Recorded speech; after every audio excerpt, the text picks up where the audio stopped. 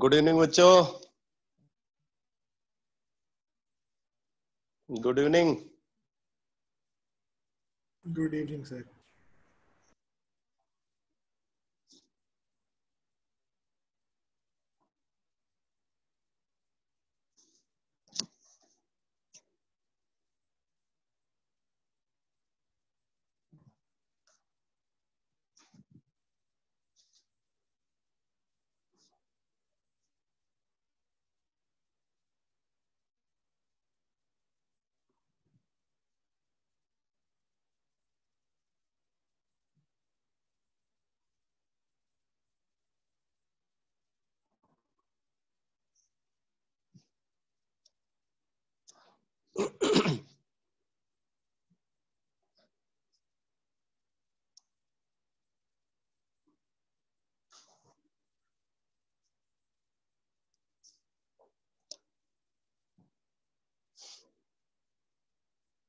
Video clear नहीं लग रहा है ना?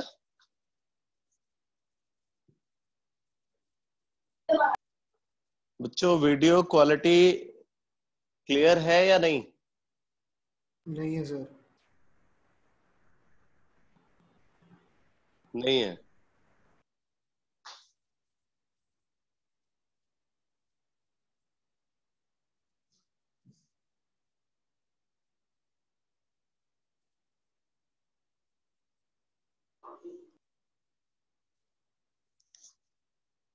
एक मिनट में बोर्ड पे लिख करके देखता हूँ।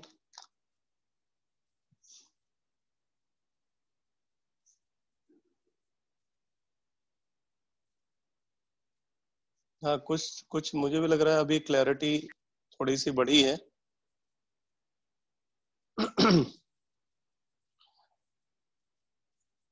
तो मैंने लास्ट क्लास में ऑप्टिकल आइसोमेरिज्म में एनैंसियोमर को डिस्कस किया था। ठीक है, एनैंसियोमर के बारे में बताया था कि एनैंसियोमर उन ऑप्टिकली एक्टिव आइसोमर्स को बोलते हैं जो एक दूसरे के साथ object and mirror image relationship दिखाते हैं, but mirror image non super imposable होता है विद द ऑब्जेक्ट। और फिर मैंने नॉन सुपर इम्पोजिबिलिटी को चेक करने का तरीका आपको बताया था कि अगर टू डायमेंशनल ऑब्जेक्ट है तो टू डायमेंशनल ऑब्जेक्ट के केस में सुपर इम्पोजिबिलिटी को चेक करने के लिए हम सीधे इमेज को ऑब्जेक्ट के ऊपर रख देते हैं। अगर इमेज ऑब्जेक्ट को कवर कर लेता है तो वो सुपर इम्पोजिबल है, और अगर इमेज ऑब्जेक्ट को कवर नहीं कर पाता तो वो नॉन सुपर इम्पोजिबल है। ठीक है, जबकि थ्री डायमेंशनल ऑब्जेक्ट के केस में मैंने बताया हुआ है कि पहले हम मिरर इमेज को 180 डिग्री रोटेट करते हैं एक ऐसे एक्सिस के अबाउट जो मिरर के पैरेलल है। मिरर के पैरेलल एक्सिस के अबाउट 180 डिग्री इमेज को रोटेट करते हैं, और रोटेट करने के बाद फिर इमेज को ऑब्जेक्ट के ऊपर रखते हैं। अगर इमेज ऑब्जेक्ट को सुपर इम्पोज कर लेता है, ठीक है, तो फिर तो वो डिसिमेट्रिक ऑब्जेक्ट नहीं होगा, ऑप्टिकली एक्टिव नहीं हो सकता। और अगर मिरर जो इमेज है वो ऑब्जेक्ट को सुपर इम्पोज नहीं कर पाता तो फिर हम उसको बोलेंगे कि वो एक कायरल ऑब्जेक्ट है, ऑप्टिकली एक्टिव होगा। ठीक है, तो इस तरीके से ऑप्टिकल एक्टिविटी को मतलब ऑप्टिकल एक्टिविटी को या नॉन सुपर इम्पोजिबिलिटी को चेक किया जाता है। फिर उसके बाद मैंने एनैंसियोमर की प्रॉपर्टीज के बारे में आपको बताया था कि एनैंसियोमर की दो प्रॉपर्टीज हैं जिनको लेकर के वो एक दूसरे से डिफर करते हैं। पहला, प्लेन पोलराइज्ड लाइट के टूवर्ड्स उनका बिहेवियर। एक एनैंसियोमर प्लेन पोलराइज्ड लाइट को अगर क्लॉकवाइज डायरेक्शन में रोटेट कर रहा है तो दूसरा एनैंसियोमर प्लेन पोलराइज्ड लाइट को एंटी क्लॉकवाइज डायरेक्शन में रोटेट करेगा बाय सेम मैग्नीट्यूड। एक मिनट बेटा। तो जो एनैंसियोमर्स हैं, एनैंसियोमर्स के बारे में मैंने आपको बताया कि वो प्लेन पोलराइज्ड लाइट को इक्वली रोटेट करते हैं बट इन अपोजिट डायरेक्शन। तो ये फर्स्ट डिफरेंस है एनैंसियोमर के कैरेक्टरिस्टिक के बीच में। सेकंड पॉइंट मैंने बताया था,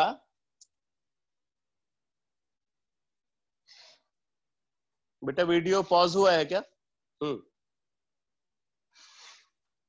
तो सेकंड पॉइंट मैंने आपको बताया कि एनैंसियोमर के बारे में कि अगर एनैंसियोमर को ऑप्टिकली एक्टिव प्योर कंपाउंड के साथ रिएक्ट कराया जाए, ऑप्टिकली एक्टिव प्योर कंपाउंड के साथ अगर हम इनैंसियोमर को रिएक्ट कराते हैं तो उस सिचुएशन में उनकी केमिकल रिएक्टिविटी में डिफरेंस एराइज होता है, ठीक है, बिकॉज तब क्या होता है, डायास्टीरियोमेरिक प्रोडक्ट्स प्रोड्यूस होते हैं जो एक दूसरे के साथ स्टेबिलिटी में डिफर करते हैं।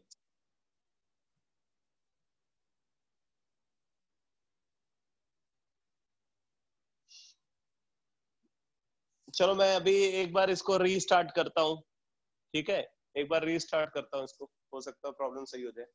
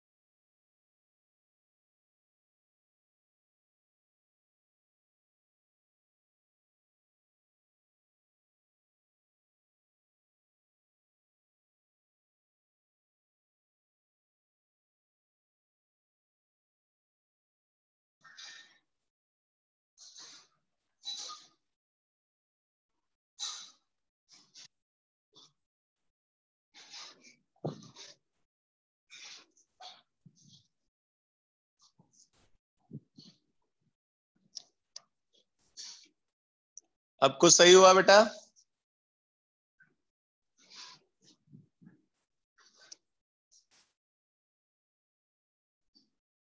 चलो ठीक है, तो अब मैं स्टार्ट कर रहा हूं ऑप्टिकल आइसोमेरिज्म में नेक्स्ट टर्म लिखो, मीसोफॉर्म। मीसोफॉर्म और मीसोमर्स।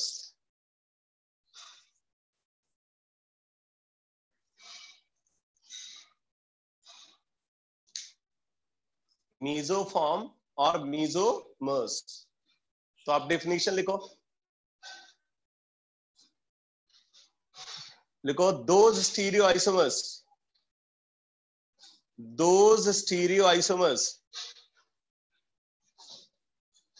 which possess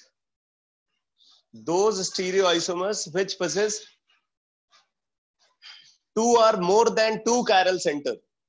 Those stereoisomers which possess two or more than two chiral center, still they are optically inactive. Still they are optically inactive. Those stereoisomers which possess two or more than two chiral center, still they are optically inactive because of presence of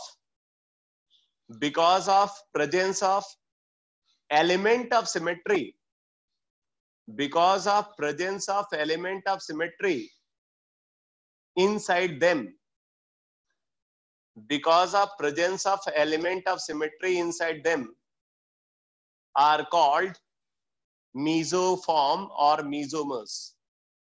मीजोफॉर्म और मीजोमर्स। ठीक है, तो बोला जा रहा है कि मीजोफॉर्म या मीजोमर्स उन स्टीरियोआइसोमर्स को बोलेंगे जिनके अंदर दो या दो से ज्यादा कायरल सेंटर है, उसके बावजूद भी वो ऑप्टिकली इनएक्टिव है। ऑप्टिकली इनएक्टिव इसलिए है बिकॉज उनके अंदर एलिमेंट ऑफ सिमेट्री प्रेजेंट है, तो ऐसे स्टीरियोआइसोमर को मीजोमर बोला जाता है। यहाँ पे एक बात इंपॉर्टेंट है, आप नोट कर लो,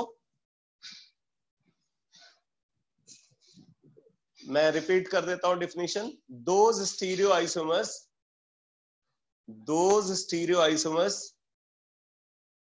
which possess two or more than two chiral center, those stereoisomers which possess two or more than two chiral center, still they are optically inactive. Still they are optically inactive because of presence of element of symmetries, because of presence of element of symmetries inside them, because of presence of element of symmetries inside them, are called mesoform or mesomers. Mesoform or mesomers. आगे लिखो, mesomers are optically inactive. Mesomers are optically inactive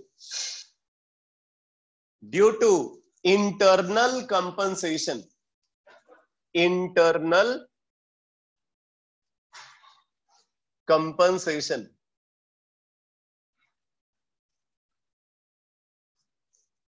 ये optically inactive होते हैं internal compensation की वजह से। अब जरा देखना ये इंटरनल कंपनसेशन क्या है।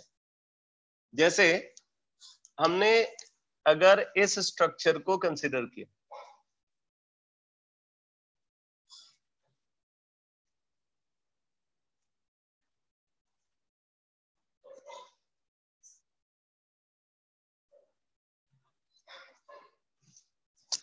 ये स्ट्रक्चर है, आप देख सकते हो इसके अंदर दो कायरल सेंटर प्रेजेंट है, एक कायरल सेंटर यहां है और एक कायरल सेंटर यहां। इसके अंदर दो कायरल सेंटर प्रेजेंट, बट यहां पे आपको एलिमेंट ऑफ सिमेट्री भी ऑब्जर्व हो रही है, लाइन ऑफ सिमेट्री इसके अंदर प्रेजेंट है। तो लाइन ऑफ सिमेट्री होने की वजह से क्या होगा, ये डिविजिबल है इनटू टू इक्वल हाफ, जो object and mirror image relationship दिखा रहे हैं आपस में, इसलिए ये एक सिमेट्रिक मॉलिक्यूल है, ऑप्टिकली इनएक्टिव है, तो हम इसको बोलेंगे मीजोफॉर्म। ये मीजोफॉर्म है, इसको इस कंपाउंड को बोलते हैं meso tartaric acid. Meso tartaric acid,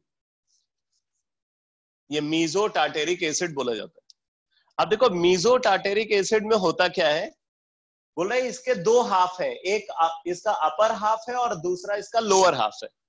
तो इसका जो अपर हाफ है और लोअर हाफ, ये प्लेन पोलराइज लाइट के टूवर्ड्स अपोजिट बिहेवियर दिखाते हैं। अगर मान लो ये प्लेन पोलराइज लाइट को क्लॉकवाइज डायरेक्शन में रोटेट कर रहा है, तो इसका जो लोअर हाफ होगा वो प्लेन पोलराइज लाइट को उतना ही एंटी क्लॉकवाइज डायरेक्शन में रोटेट करेगा।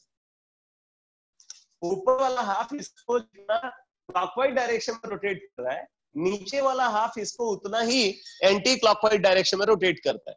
इस वजह से अगर हम नेट रोटेशन की बात करें तो यहां पे नेट रोटेशन ये जीरो होगा, नेट रोटेशन जीरो होगा, और नेट रोटेशन जीरो होने की वजह से ये क्या है, ऑप्टिकली इनएक्टिव है, तो इसको हम मीजोफॉर्म बोलेंगे। ठीक है, तो ये मीजोफॉर्म। इसी तरह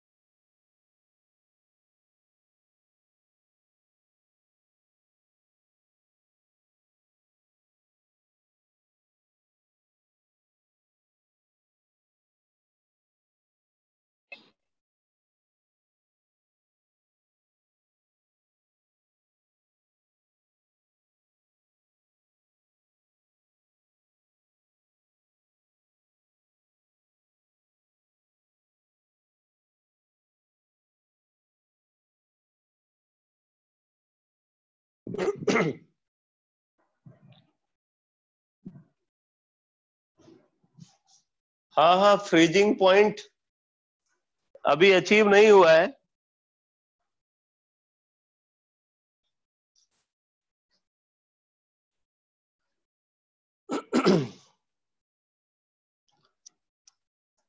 अभी कुछ ठीक दिख रहा है, अपने आप से वो रिकनेक्ट हो गया।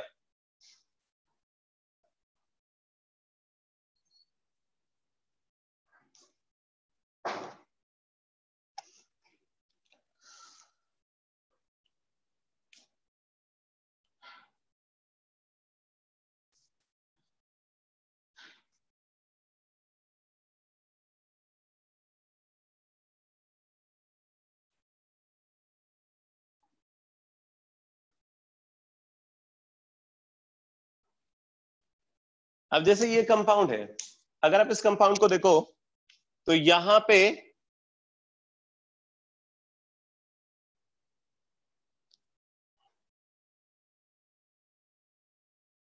प्लेन ऑफ सिमेट्री प्रेजेंट, यहां पे प्लेन ऑफ सिमेट्री प्रेजेंट है। तो प्लेन ऑफ सिमेट्री होने की वजह से क्या है, ये भी सिमेट्रिक मॉलिक्यूल है, ऑप्टिकली इनएक्टिव होगा, जबकि इसके अंदर ये दो कायरल सेंटर प्रेजेंट है, दो कायरल सेंटर यहाँ पे प्रेजेंट है। दो कायरल सेंटर होने के बावजूद भी यहाँ पे प्लेन ऑफ सिमेट्री दिख रही है। प्लेन ऑफ सिमेट्री होने की वजह से ये मीजोफॉर्म होगा। तो यहां भी आप देखोगे मॉलिक्यूल के जो दो हाफ है वो इंटरनली एक दूसरे का रोटेशन को कैंसिल कर देते हैं। जैसे एक हाफ यहाँ पे ये है, मान लो अगर ये प्लेन पोलराइज लाइट को एंटी क्लॉकवाइज डायरेक्शन में रोटेट कर रहा है, तो दूसरा हाफ ये है जो प्लेन पोलराइज लाइट को क्लॉकवाइज डायरेक्शन में रोटेट करेगा। दोनों एक दूसरे का रोटेशन को कैंसिल कर देंगे, इसलिए नेट रोटेशन यहाँ पे 0 होगा। तो इस फिनोमिना को बोलते हैं इंटरनल कंपनसेशन, क्योंकि मॉलिक्यूल के अंदर प्रेजेंट दो पार्ट एक दूसरे का रोटेशन को कैंसिल कर रहे हैं इंटरनली। ठीक है, इसलिए इसको इंटरनल कंपनसेशन बोलते हैं। तो ये इंटरनल कंपनसेशन का मतलब समझ में आ गया बेटा? इंटरनल कंपनसेशन क्या है ये क्लियर हो गया? अगर कहीं पे मॉलिक्यूल के दो हाफ इंटरनली एक दूसरे का रोटेशन को कैंसिल करते हैं, कौन सा रोटेशन? प्लेन पोलराइज्ड लाइट के टूवर्ड्स जो रोटेशन ऑब्जर्व होता है, अगर वो उस रोटेशन को इंटरनली कंपनसेट कर लेते हैं तो उसको इंटरनल कंपनसेशन बोलेंगे। तो हर मीजोफॉर्म में इंटरनल कंपनसेशन ऑब्जर्व होता है।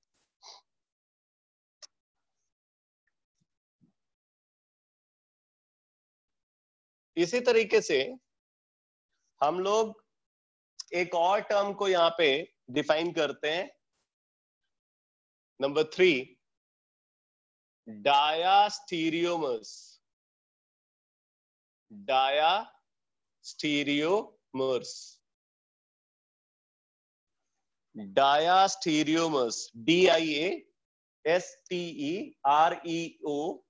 DIASTEREOMERS, डायास्टीरियोमर्स। डिफिनीशन लिखो डायास्टीरियोमर्स की,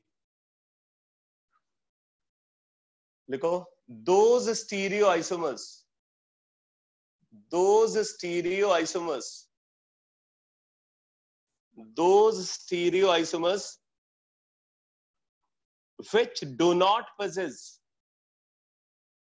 those stereoisomers which do not possess object and mirror image relationship with each other, object and mirror image relationship with each other are called diastereomers,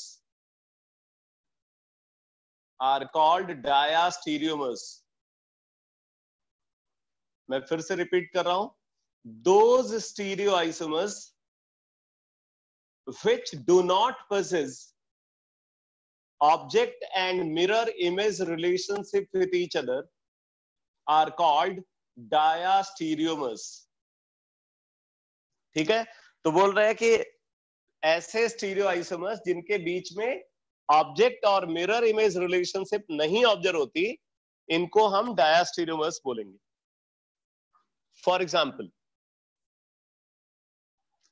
for example जो geometrical isomers होते हैं ये हमेशा डायास्टीरियोमर्स होते हैं। आप ये लिखते जाओ। Number 1, geometrical isomers, geometrical isomers are diastereomers. Geometrical isomers are diastereomers. जैसे देखो बेटा, अगर हमारे पास सिस ब्यूटुइन है, ठीक है, और हमारे पास ट्रांस ब्यूटुइन है, सिस ब्यूटुइन और ट्रांस ब्यूटुइन, आप अगर यहाँ पे मिरर रखो तो आपको ये इसका ये इमेज नहीं दिखेगा, मतलब they do not have object and mirror image relationship with each other, इसलिए डायास्टीरियोमर्स। ठीक है, इसी तरीके से अगर हम इसको कंसीडर कर रहे हैं, अगर हम इसको कंसीडर कर रहे हैं,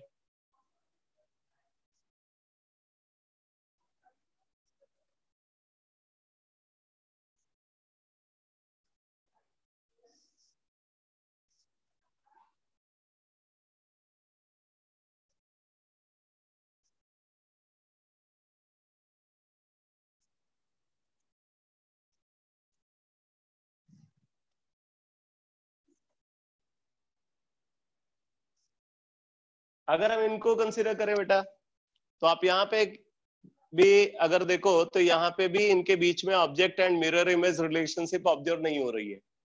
तो क्योंकि इनके बीच में ऑब्जेक्ट और मिरर इमेज रिलेशनशिप ऑब्जर्व नहीं हो रही है, इसलिए हम इनको भी क्या बोलेंगे, डायास्टीरियोमर्स बोलेंगे।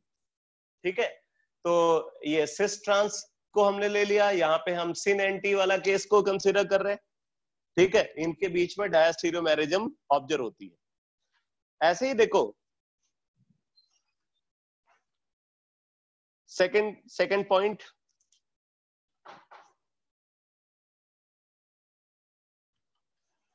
लिखो enantiomers and mesomers, enantiomers and mesomers are diastereomers, enantiomers and mesomers are diastereomers। ठीक है, जैसे देखो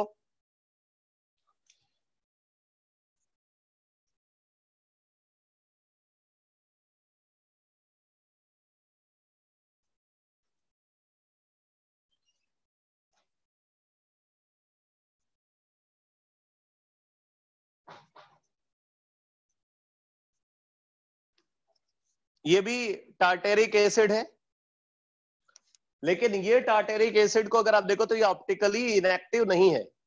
ऑप्टिकली इनएक्टिव इसलिए नहीं है क्योंकि इसके अंदर एलिमेंट ऑफ सिमेट्री नहीं ऑब्जर्व हो रही है। ठीक है, इसके अंदर एलिमेंट ऑफ सिमेट्री प्रेजेंट नहीं है, इसको हम दो इक्वल आप में डिवाइड नहीं कर सकते।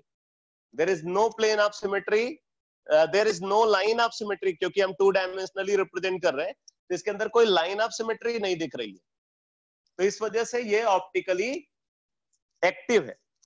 अब देखो हमने इसको कंसीडर किया,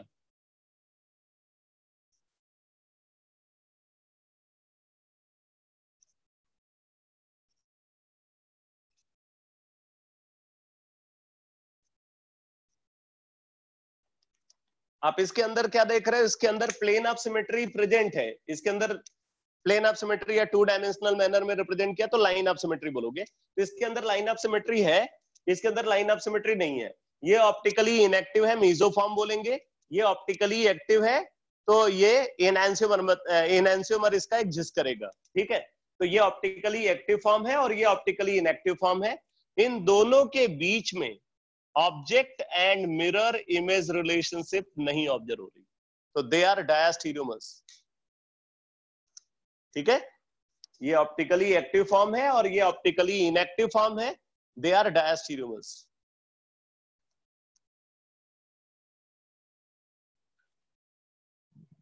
तीसरा पॉइंट लिखो,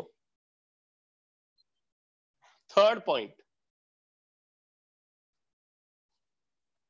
लिखो, कन्फर्मेशनल आइसोमर्स। वैसे तो मैंने अभी आपको कन्फर्मेशनल आइसोमर्स के बारे में बताया नहीं है, conformational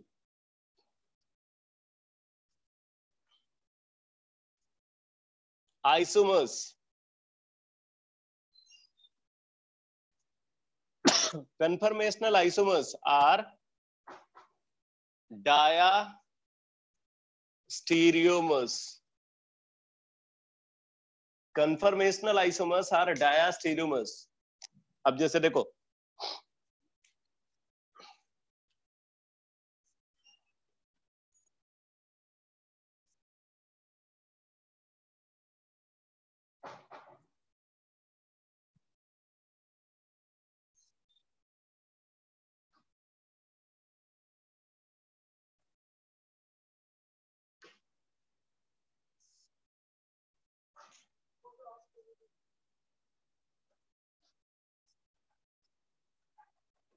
एक कंफर्मेशन ये है, इसको फुली इक्लिप्स्ड कंफर्मेशन बोलेंगे.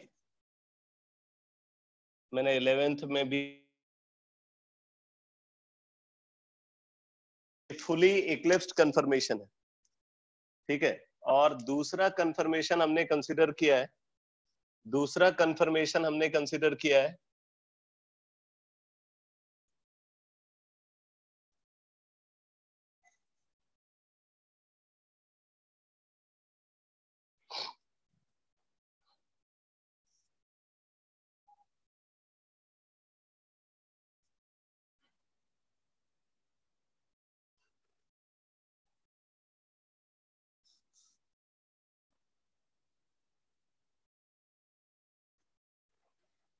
ये सेकंड कंफर्मेशन है. इसको हम एंटी स्टैगर्ड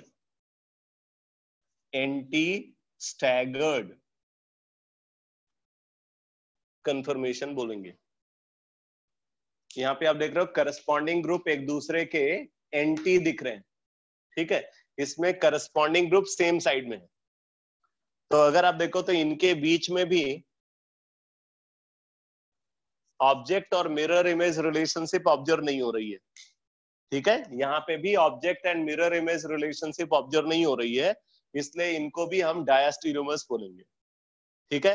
तो मैंने डायस्टीरियोमर्स में बताया कि ज्योमेट्रिकल आइसोमर्स डायस्टीरियोमर्स होते हैं, ऑप्टिकली एक्टिव फॉर्म और ऑप्टिकली इनएक्टिव फॉर्म डायस्टीरियोमर्स होते हैं, और कन्फर्मेशनल आइसोमर्स डायस्टीरियोमर्स होते हैं. अब बात आती है कि डायस्टीरियोमर्स की क्या क्या कैरेक्टरिस्टिक होती है, ठीक है. तो लिखो characteristic of diastereomers. Characteristic of diastereomers.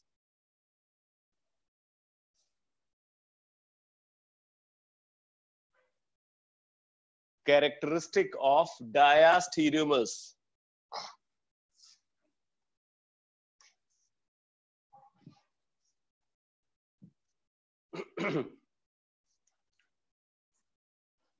First point लिखो. फर्स्ट पॉइंट लिखो, they possess similar. डायस्टीरियोमर की कैरेक्टरिस्टिक में first point, they possess similar but not identical chemical properties. They possess similar but not identical chemical properties. तो बोला कि इनकी chemical property में similarity होती है, लेकिन केमिकल प्रॉपर्टी आइडेंटिकल नहीं होती. तो अब बात आती है कि ये टर्म जो है इसको कैसे आप समझोगे, थोड़ा कंफ्यूजिंग टर्म है. सिमिलरिटी का मतलब क्या है? यहां पे बोला है सिमिलरिटी का मतलब ये है कि सेम रिएक्शन में पार्टिसिपेट करना. जैसे अगर हम ज्योमेट्रिकल आइसोमर्स को कंसीडर करें तो आपने ज्योमेट्रिकल आइसोमर्स की प्रॉपर्टी के बारे में भी पीछे पढ़ा है कि अगर एक ज्योमेट्रिकल आइसोमर का हाइड्रोजनेशन होता है तो दूसरे का भी हाइड्रोजनेशन होगा. अगर एक हाइड्रोजनेशन में पार्टिसिपेट करेगा तो दूसरा भी हाइड्रोजनेशन में पार्टिसिपेट करेगा. अगर एक का कंबशन होगा तो दूसरे का भी कंबशन होगा, ठीक है. तो मतलब ये एक जैसी केमिकल रिएक्शन में पार्टिसिपेट करते हैं. जिसमें सिस फॉर्म पार्टिसिपेट करेगा उस रिएक्शन में ट्रांस भी पार्टिसिपेट करेगा. लेकिन डिफरेंस क्या होगा? डिफरेंस होगा उनकी रिएक्टिविटी में। अगर सिस पार्टिसिपेट करेगा तो हो सकता है कि सिस फॉर्म अगर ज्यादा रिएक्टिव है उस रिएक्शन में, तो ट्रांसफॉर्म कम रिएक्टिव होगा। यानी कि सेम रिएक्शन में पार्टिसिपेट करना, ये केमिकल प्रॉपर्टी की सिमिलरिटी है, लेकिन रेट ऑफ रिएक्शन का अलग अलग होना, रिएक्टिविटी का अलग अलग होना, ये दिखाता है कि उनकी केमिकल प्रॉपर्टी आइडेंटिकल नहीं है। तो they possess similar but not identical chemical properties. ये पॉइंट क्लियर हुआ सबको? ये वाला पॉइंट क्लियर हुआ?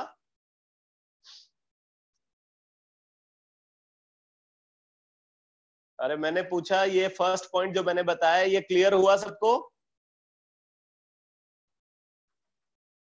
मैंने बोला है कि इनकी केमिकल प्रॉपर्टी में सिमिलरिटी होती है, लेकिन केमिकल प्रॉपर्टी आइडेंटिकल नहीं होती। तो ये बात क्लियर हो गई सबको?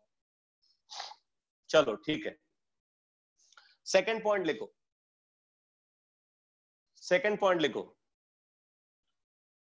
लिखो they differ in their physical properties. They differ in their physical properties, such as melting point, boiling point,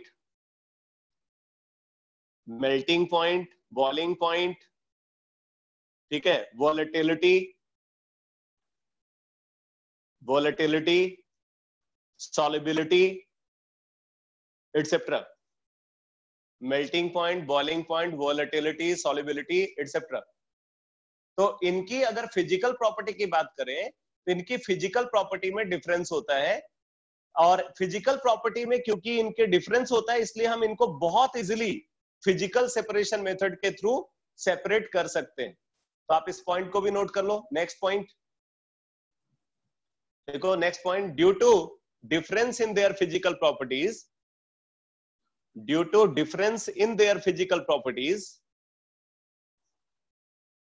they can be easily separated by, due to difference in their physical properties, they can be easily separated by physical separation method like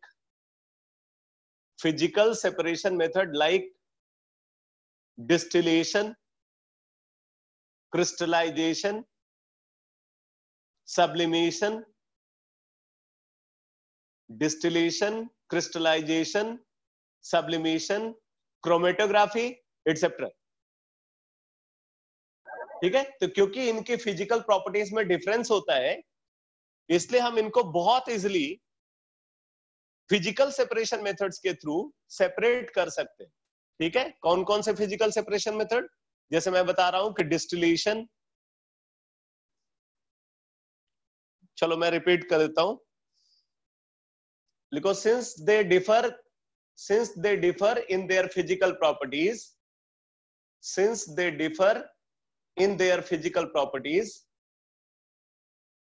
therefore they can be easily separated by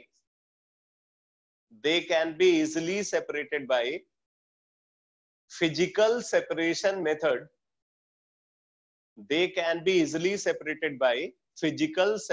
method, such as distillation, crystallization, sublimation, chromatography, etc.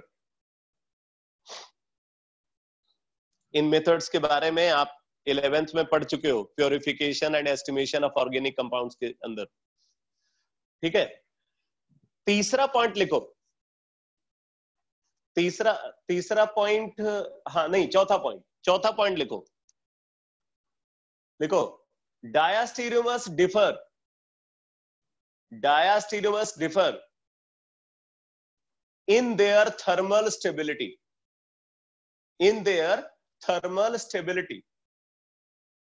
तो इनकी thermal stability में difference होता है, और thermal stability में difference होने का मतलब कि इनकी स्टेबिलिटी में डिफरेंस होगा। और वही स्टेबिलिटी का जो डिफरेंस है इनका, वो इनके जैसे मैंने आपको बताया था इनैंसियमर्स की प्रॉपर्टीज को डिस्कस करते हुए कि जब किसी ऑप्टिकली एक्टिव प्योर कंपाउंड से इनैंसियमर को रिएक्ट कराते हैं तो उनकी केमिकल रिएक्टिविटी में डिफरेंस आता है। तो केमिकल रिएक्टिविटी में डिफरेंस इसलिए अराइज होता है क्योंकि वहां पे जो प्रोडक्ट बन रहा है वो डायास्टीरियोमर है, और जो डायास्टीरियोमरिक प्रोडक्ट होते हैं उनकी स्टेबिलिटी में डिफरेंस होता है। तो स्टेबिलिटी में डिफरेंस होने की वजह से रेट ऑफ रिएक्शन में डिफरेंस आ जाता है। ठीक है, तो वहां पे जो रिएक्टिविटी में डिफरेंस अराइज हुआ था, वो रिएक्टिविटी का डिफरेंस डायास्टीरियोमेरिक प्रोडक्ट के फॉर्मेशन की वजह से ऑब्जर्व हुआ था। ठीक, तो ये सब डायास्टीरियोमर्स की कैरेक्टरिस्टिक है। ये क्लियर हो गया भाई? सारे पॉइंट्स डायास्टीरियोमर की कैरेक्टरिस्टिक के पॉइंट्स क्लियर हो गए बेटा?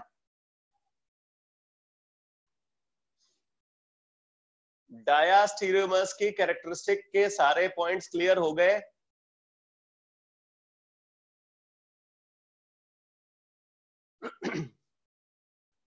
चलो ठीक है, तो अब नेक्स्ट टर्म लिखो, डायास्टीरियोमर के बाद अगला टर्म लिखो, होमोमर्स। नंबर 4, होमोमर्स।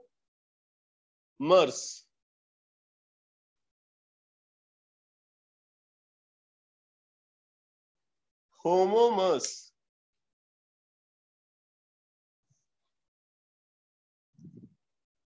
लिखो,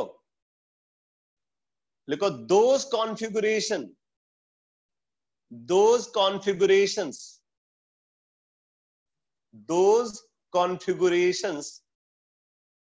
which are identical in each and every sense, which are identical in each and every sense are called homomers, are called homomers। तो आप आगे देखोगे कि कुछ ऐसे स्ट्रक्चर्स आपके सामने लिखे जाएंगे जिनको देख करके आपको लगेगा कि ये अलग अलग स्ट्रक्चर्स हैं, बट वो बेसिकली वो स्ट्रक्चर्स आपस में आइडेंटिकल है हर सेंस में। अब ये सिचुएशन कैसे अराइज होती है, इसको आप इस तरीके से समझ सकते हो, जैसे अगर आप कहीं पे खड़े हो और आपको कोई ऑब्जर्वर, ठीक है, कोई ऑब्जर्वर आपको अलग अलग पोजीशन से देख रहा है।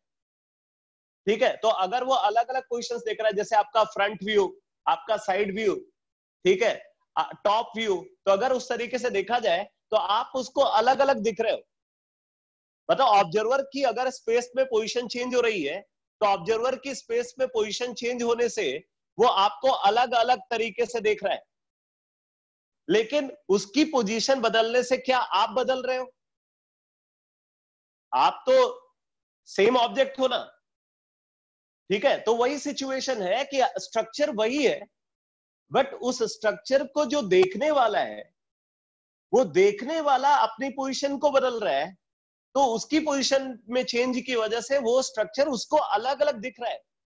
लेकिन ये उसको दिख रहा है, बट एक्चुअल में वो कंपाउंड जो है जिसको वो ऑब्जर्व कर रहा है वो कंपाउंड सेम है। ठीक है, तो वो जो स्ट्रक्चर्स वो अलग अलग पोजीशन के करस्पॉन्डिंग ऑब्जर्व कर रहा है, उन स्ट्रक्चर्स को होमोमर्स बोला जाएगा। तो होमोमर्स का मतलब वो कंपाउंड्स या वो कॉन्फ़िगरेशन जो आइडेंटिकल है हर सेंस में, ठीक है, उनको हम होमोमर्स बोलते हैं। बोलो बेटा, ये होमोमर्स टर्म समझ में आया? होमोमर्स टर्म समझ में आया? मैं यहां पे अभी आपको कोई एग्जांपल नहीं बता सकता, सिर्फ ये डेफिनेशन ही बता रहा हूं, एग्जांपल्स आप आगे समझ पाओगे। ठीक है, तो होमोमर्स वो कंपाउंड होते हैं जो हर सेंस में आइडेंटिकल होते हैं, बट वो मतलब कंपाउंड मत बोलो, होमोमर्स वो कॉन्फ़िगरेशन होते हैं जो हर सेंस में आइडेंटिकल होते हैं, लेकिन वो कॉन्फ़िगरेशन हमें अलग अलग दिखते हैं। वो अलग अलग हमें इसलिए दिखते हैं क्योंकि जो ऑब्जर्वर है, ऑब्जर्वर की पोजीशन बदल रही है, तो ऑब्जर्वर की पोजीशन बदलने से ऑब्जर्वर उस ऑब्जेक्ट को अलग अलग फॉर्म में देख रहा है, but as such object same है। ठीक है, आइडेंटिकल ऑब्जेक्ट को वो अलग अलग तरीके से ऑब्जर्व कर रहे हैं। तो जो ऑब्जर्वेशन है ऑब्जर्वर का, उसको हम कॉन्फ़िगरेशन बोल रहे हैं, बट वो ऑब्जर्वेशन एक ही कंपाउंड का है, इसलिए वो सारे कॉन्फ़िगरेशन सेम है, इसलिए उनको हम होमोमर्स बोलेंगे। ठीक है, इसके बाद एक और टर्म को डिफाइन करते हैं, नंबर 5। नंबर 5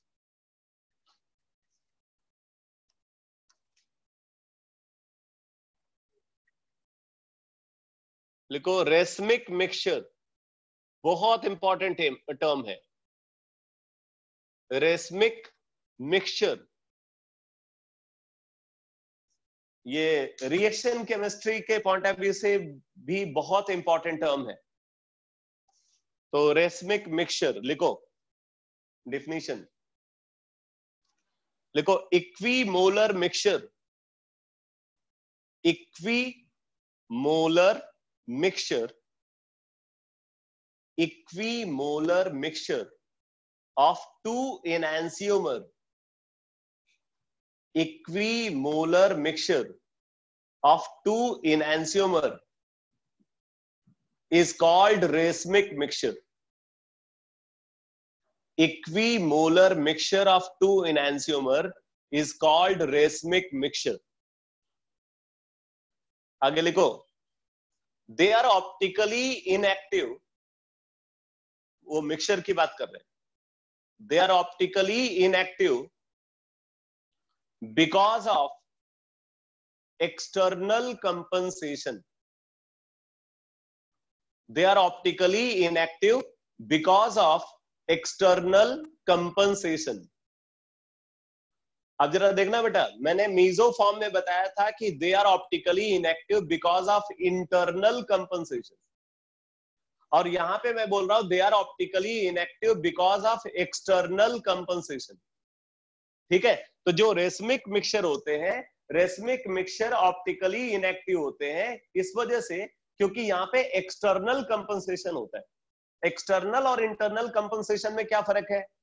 इंटरनल कंपनसेशन में एक ही मॉलिक्यूल के अंदर प्रेजेंट दो हाफ एक दूसरे का रोटेशन को कैंसिल करते हैं, जबकि एक्सटर्नल कंपनसेशन में क्या होता है, दो मॉलिक्यूल्स, दो अलग अलग मॉलिक्यूल्स एक्सटर्नली एक दूसरे का रोटेशन को कैंसिल कर देते हैं। एक मॉलिक्यूल अगर प्लेन पोलराइज्ड लाइट को क्लॉकवाइज डायरेक्शन में रोटेट कर रहा है तो दूसरा मॉलिक्यूल प्लेन पोलराइज्ड लाइट को एंटी क्लॉकवाइज डायरेक्शन में रोटेट करेगा, इस वजह से नेट रोटेशन 0 हो जाता है। ठीक है, अब यहां पे एक बात और समझ लो, रेसमिक मिक्सचर को रिप्रेजेंट कैसे किया जाता है, तो लिख लो दे आर रिप्रेजेंटेड बाय, लिख लो they are represented by, they are represented by D plus L mixture, D plus L mixture और plus minus mixture।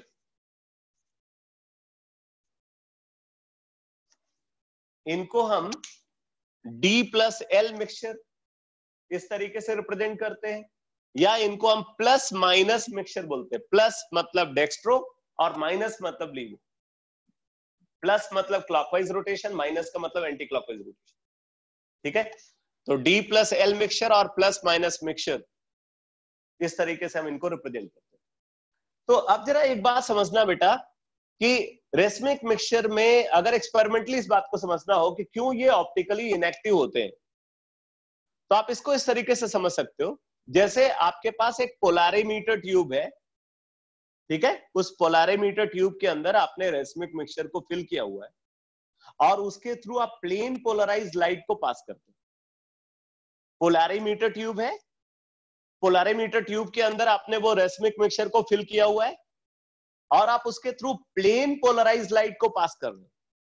तो जो प्लेन पोलराइज्ड लाइट है जब वहां पे पास होगी, देखो वहां पे इक्वीमोलर मिक्सचर है, इसका मतलब अगर मान लो कि उस प्लेन पोलराइज्ड लाइट के पाथ में, अगर उस प्लेन पोलराइज्ड लाइट के पाथ में हम एज्यूम करते हैं कि 84 मॉलिक्यूल्स आते हैं, मतलब वो उस सैंपल से जब पास करता है पोलारीमीटर ट्यूब से, तो उसके पाथ में अगर टोटल 84 मॉलिक्यूल्स आते हैं, तो वो 84 मॉलिक्यूल में से 42 मॉलिक्यूल्स डेक्स्ट्रो फॉर्म वाले होंगे और 42 मॉलिक्यूल्स लिवोफॉर्म वाले होंगे। उनका पैटर्न कुछ भी हो सकता है, जरूरी नहीं है कि वो अल्टरनेट पैटर्न को फॉलो करें कि पहले डेक्स्ट्रो आए फिर लीवो आए, फिर डेक्स्ट्रो फिर लीवो, फिर डेक्स्ट्रो फिर लीवो। वो पैटर्न कुछ भी हो सकता है, बट अगर ओवरऑल देखा जाए जिस तरीके का वहां पे मॉलिक्यूलर डिस्ट्रीब्यूशन है, उस मॉलिक्यूलर डिस्ट्रीब्यूशन के हिसाब से हम ये बोल सकते हैं कि आधे उसमें डेक्स्ट्रोफॉर्म होंगे और आधे लिवोफॉर्म होंगे। तो डेक्स्ट्रोफॉर्म की वजह से जो ओवरऑल क्लॉकवाइज रोटेशन होगा, लिवोफॉर्म की वजह से ओवरऑल उतना ही एंटी क्लॉकवाइज रोटेशन होगा। इसलिए क्या होगा, क्लॉकवाइज रोटेशन को एंटी क्लॉकवाइज रोटेशन कैंसिल कर देगा, तो नेट रोटेशन क्या होगा, नेट रोटेशन 0 होगा। यही वजह है कि जो रेसमिक मिक्सचर होते हैं वो ऑप्टिकली इनएक्टिव होते हैं। तो ये बात समझ में आ गई सबको? रेसमिक मिक्सचर ऑप्टिकली इनएक्टिव क्यों होते हैं ये समझ में आ गया?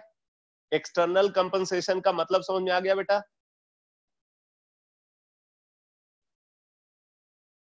ठीक है।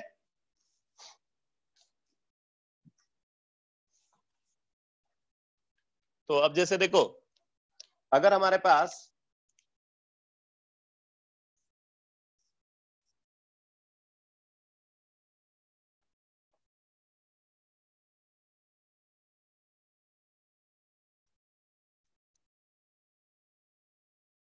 ये स्ट्रक्चर है,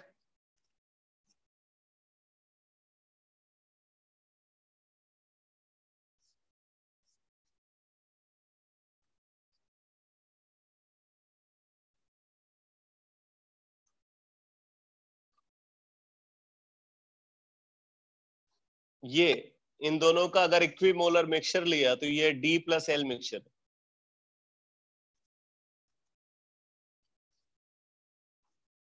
अगर इनमें से एक डेक्स्ट्रो रोटेटरी है तो दूसरा लीवो रोटेटरी है, दोनों का अगर बराबर अमाउंट हमने लिया है तो ये D+L मिक्सचर बोला जाएगा। ऐसे ही देखो,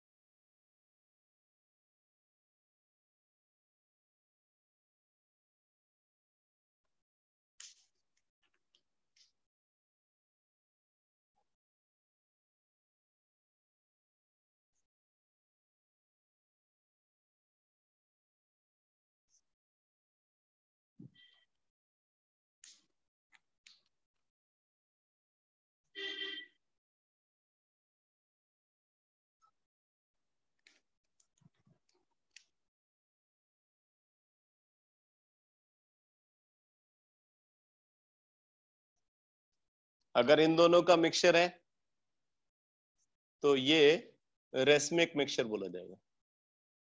दो इनैंसियोमर का मिक्सचर को equimolar mixture of two enantiomer is called racemic mixture. ठीक है। अब देखो, रेसमिक मिक्सचर से रिलेटेड दो टर्म को हम डिफाइन करते हैं।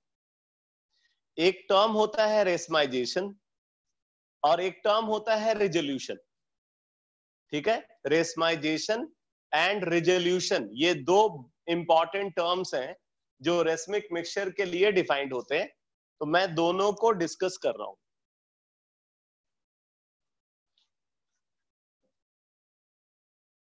सबसे पहले resolution. Resolution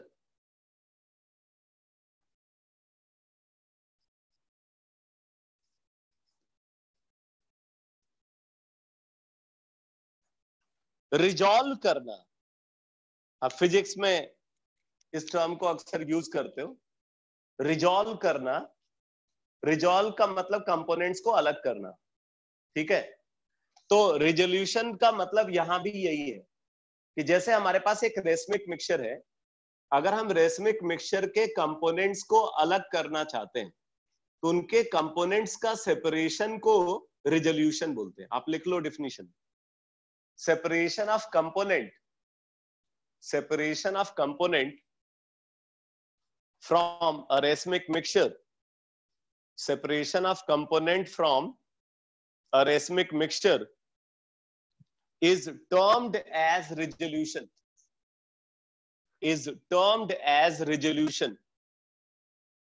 Separation of component from a racemic mixture is termed as resolution.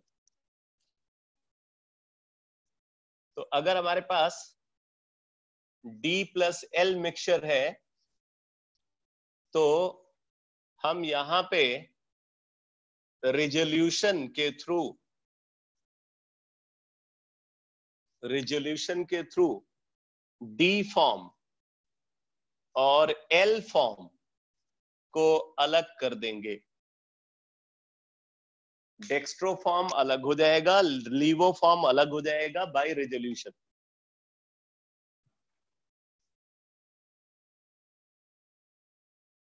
हाँ, मैं डिफिनीशन रिपीट कर देता हूं। Separation of component from a racemic mixture,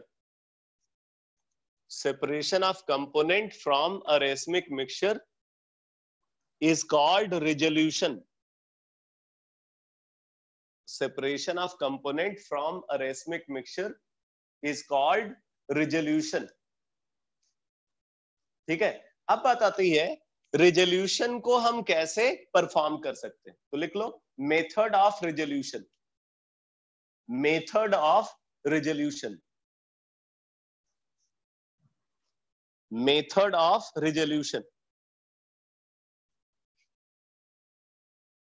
ठीक है, तो 3 मेथड रिजोल्यूशन के लिए यूज किए जाते हैं। पहला है फिजिकल सेपरेशन मेथड या मैकेनिकल सेपरेशन मेथड, दूसरा बायोलॉजिकल सेपरेशन मेथड और तीसरा है biochemical separation method. Total 3 method resolution के लिए यूज होते हैं। तो लिख लो following 3 methods are used for this purpose. Following 3 methods are used for this purpose. Following 3 methods are used for this purpose. Number one, physical or mechanical separation method.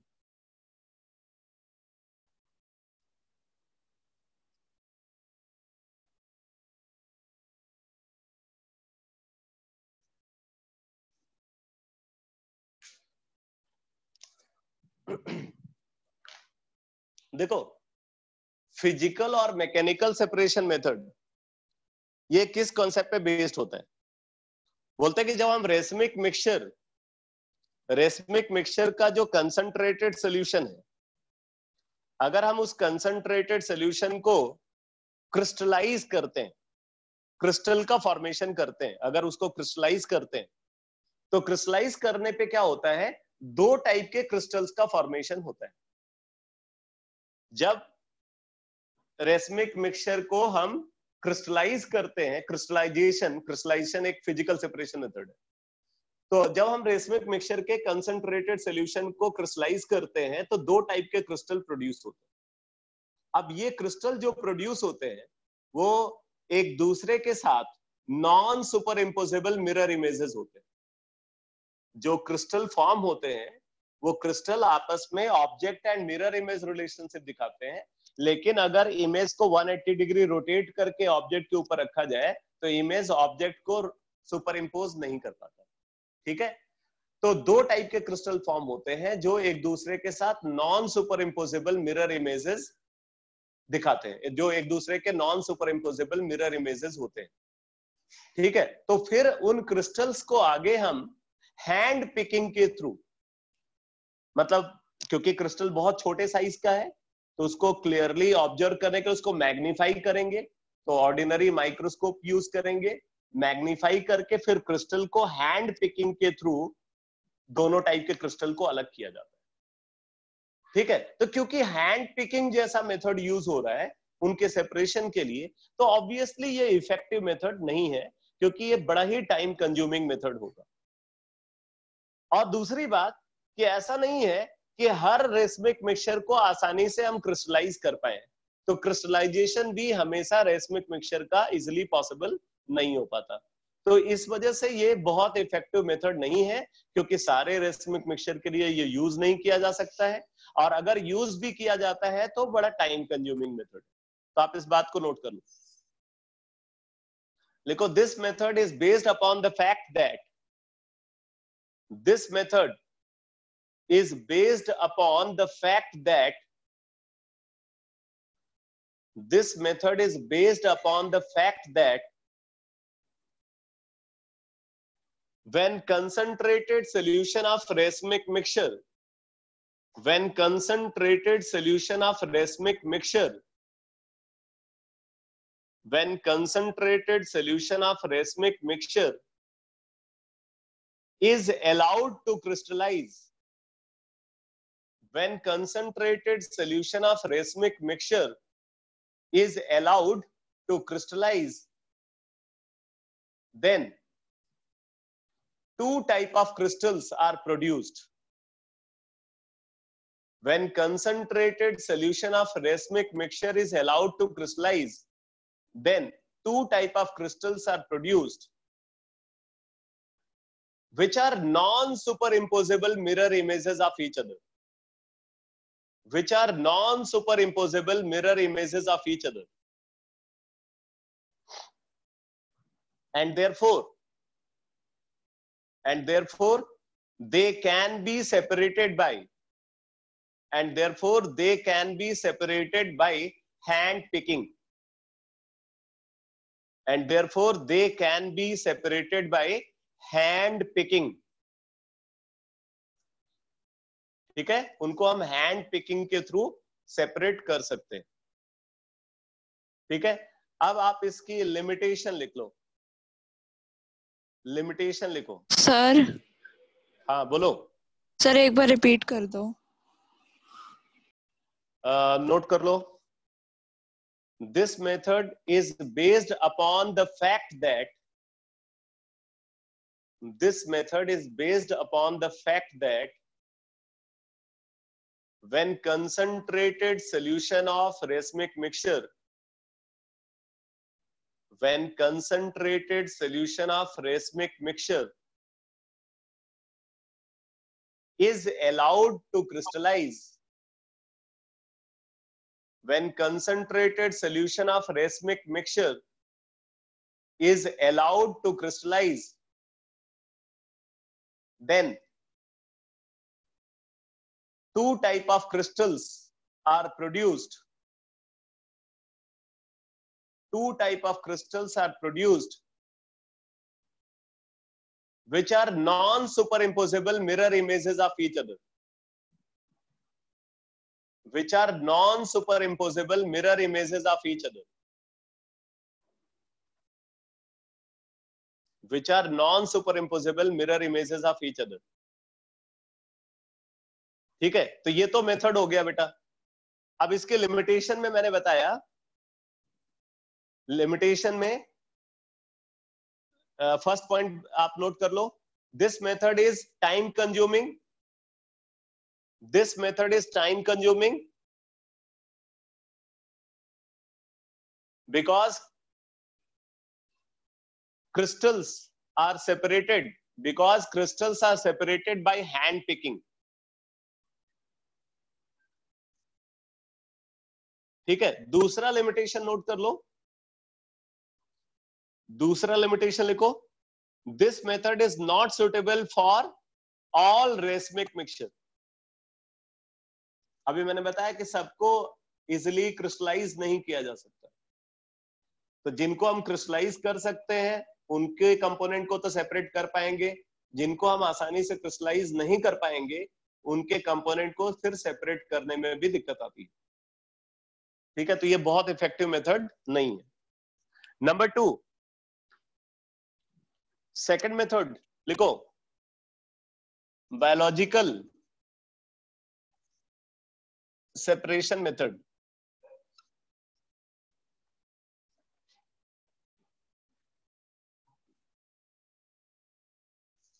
Biological separation method.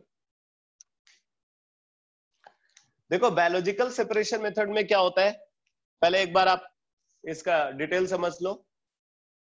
इसमें हम क्या करते हैं, एक racemic mixture हमने लिया और उस रेसमिक मिक्सचर के अंदर हमने बैक्टीरिया ऐड कर दिया, ठीक है, माइक्रो ऑर्गेनिजम्स लाइक बैक्टीरिया को हमने उसके अंदर ऐड कर दिया। अब क्या होता है, बैक्टीरिया उन दो कंपोनेंट्स में से, जो रेसमिक मिक्सचर के दो कंपोनेंट्स हैं, उनमें से एक कंपोनेंट को वो तेजी से डिकम्पोज करता जाता है, ठीक है, एक कंपोनेंट को वो फास्ट मैनर में डिकम्पोज करता है और दूसरे कंपोनेंट को वो स्लो मैनर में डिकम्पोज करता है।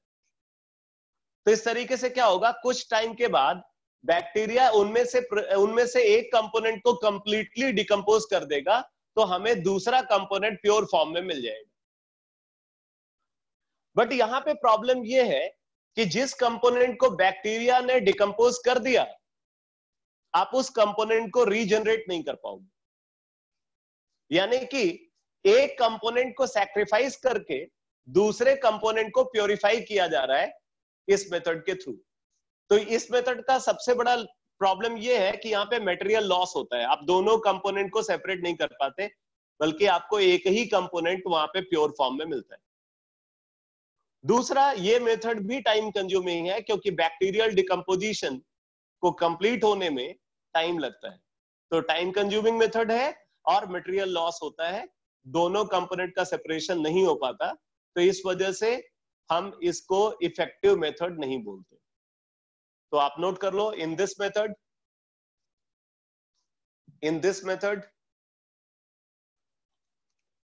microorganisms like bacteria, in this method microorganisms like bacteria is added.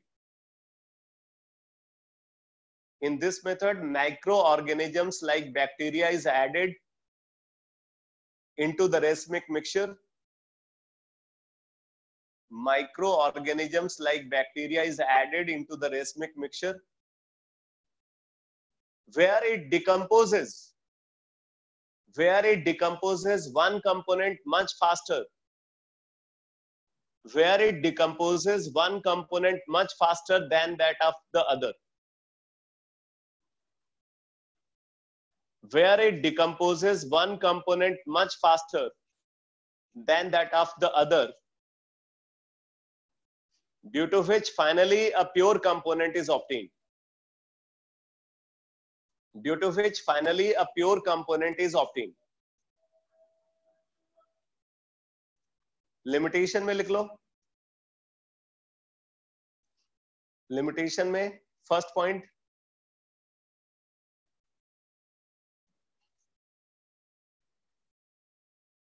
अरे क्या रिपीट करूं, लास्ट लाइन रिपीट करूं या पूरा फिर से रिपीट करूं?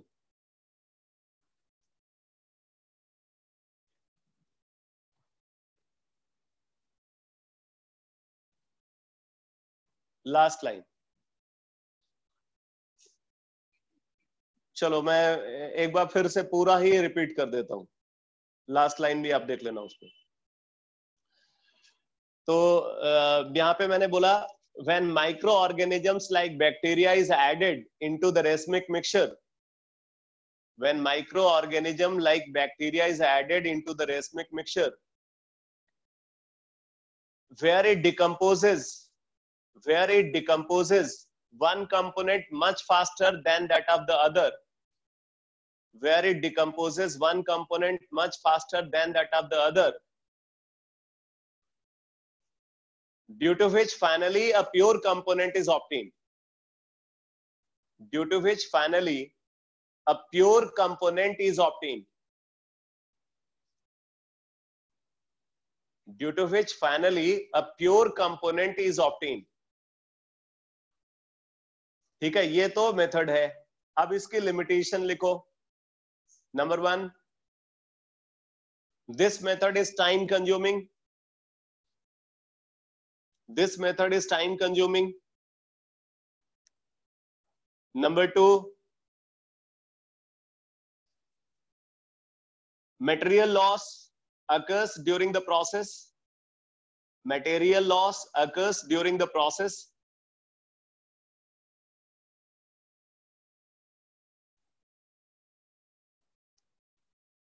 Material loss occurs during the process. And number 3, both components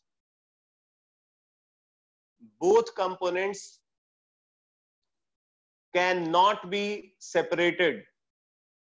Both components cannot be separated by this process.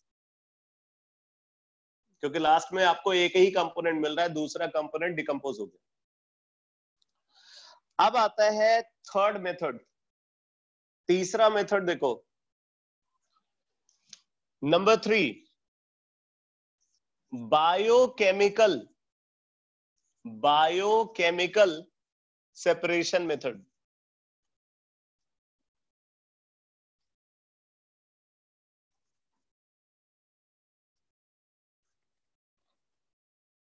Biochemical separation method, इसके बारे में लिखो. This is the best method of resolution. This is the best method of resolution. आगे लिखो, this method is based upon the fact that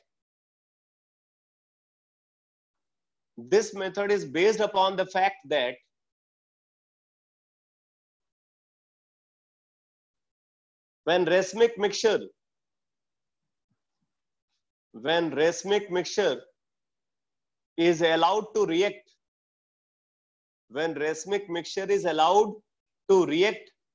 with an optically active pure compound, when racemic mixture is allowed to react with an optically active pure compound, then when racemic mixture is allowed to react with an optically active pure compound, then diastereomeric products are produced. Diastereomeric products are produced. Diastereomeric products are produced, which can be easily separated by physical separation methods. Which can be easily separated by physical separation method.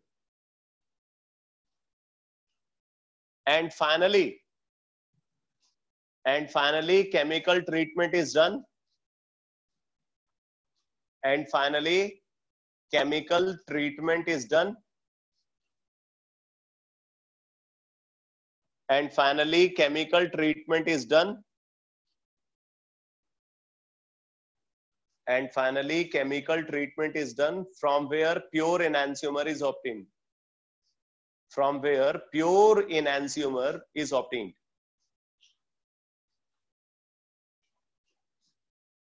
तो जैसे वो enantiomer की chemical property में जो मैंने second point बताया था, enantiomer की प्रॉपर्टीज में जो सेकंड पॉइंट बताया था, अगर आप उस सेकंड पॉइंट को रिकॉल करो तो वहां पे हमने क्या किया था? वहां पे हमने दो enantiomers को कंसीडर किया था. अगर उनका इक्विमोलर मिक्सचर है तो ऑब्वियसली उसी को रेसमिक मिक्सचर बोलेंगे. इसका मतलब रेसमिक मिक्सचर में भी दो एनांसियोमर प्रेजेंट. अब हमने उनको एक ऑप्टिकली एक्टिव प्योर कंपाउंड के साथ रिएक्ट कराया था. तो जब ऑप्टिकली एक्टिव प्योर कंपाउंड के साथ रिएक्ट कराया था तो जो प्रोडक्ट बना, उस प्रोडक्ट के बीच में ऑब्जेक्ट और मिरर इमेज रिलेशनशिप नहीं ऑब्जर्व हुई. इसका मतलब जो प्रोडक्ट वहां पे फॉर्म हुआ था वो डायास्टीरियोमेरिक प्रोडक्ट था.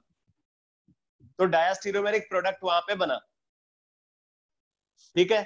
अब डायास्टीरियोमेरिक प्रोडक्ट बना तो ऑब्वियसली जो है, अभी मैंने डायास्टीरियोमर की प्रॉपर्टी में बताया था कि डायास्टीरियोमर को हम इजीली फिजिकल सेपरेशन मेथड के थ्रू अलग कर सकते हैं.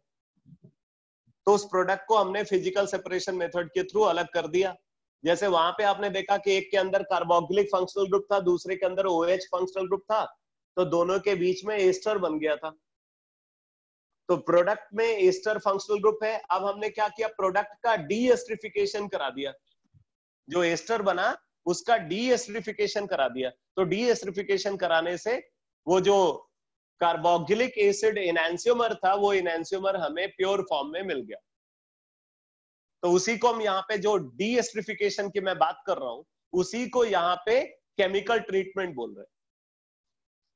ठीक है, तो इस तरीके से हम रेसमिक मिक्सचर के कंपोनेंट को बेस्ट मैनर में सेपरेट कर पाते हैं, मोस्ट एफिशिएंट मैनर में सेपरेट कर पाते हैं, इसीलिए बोलते हैं ये best method of resolution.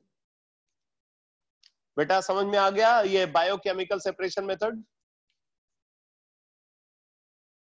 Biochemical separation method का डिटेल समझ में आ गया बेटा?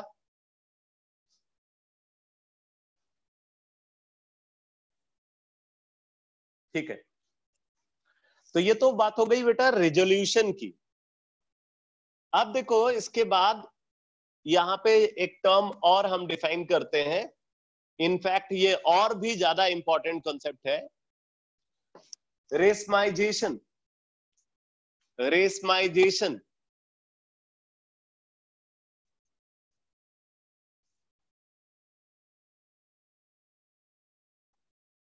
रेसमाइजेशन RACEMISATION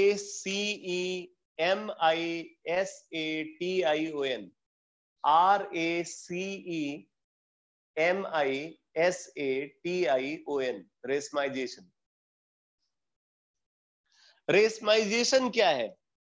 बोले रेसमाइजेशन उस प्रोसेस को बोलते हैं जिसके थ्रू रेसमिक मिक्सचर का फॉर्मेशन होता है।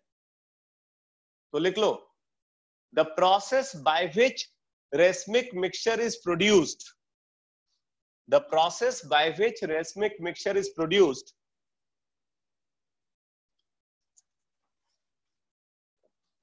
the process by which racemic mixture is produced is called racemization, is called racemization। आगे लिखो, racemization can be done, racemization can be done by any one of the following methods, any one of the following methods। मैं फिर से repeat कर रहा हूं, ये जो बात मैं अभी रेसमाइजेशन के बारे में बताने जा रहा हूं ये ऑर्गेनिक रिएक्शन केमिस्ट्री का एक बहुत ही इंपॉर्टेंट कॉन्सेप्ट है जिसपे अक्सर क्वेश्चन आता है। ठीक है, तो अच्छे से समझना इस बात को।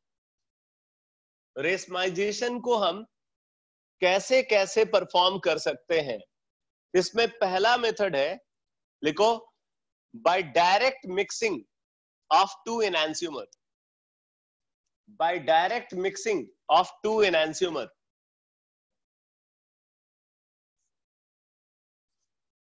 by direct mixing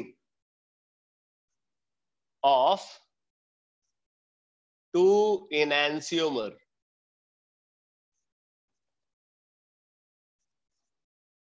अगर हम दो एनांसियोमर की डायरेक्ट मिक्सिंग करते हैं तो उससे रेसमिक मिक्सचर का फॉर्मेशन होता है। अब जरा देखो डायरेक्ट मिक्सिंग का क्या मतलब है। जैसे मान लो हमारे पास ये दो बीकर है,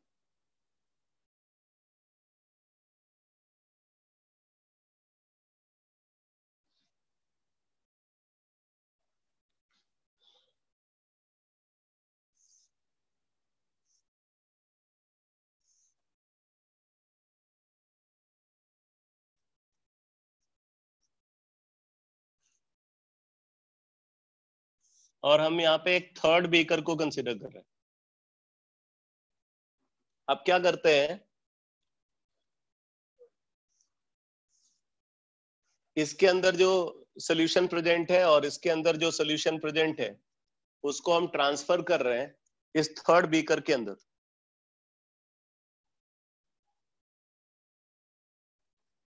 अगर मान लो इस यहाँ पे प्योर डी फॉर्म प्रेजेंट और इसके अंदर pure L form present,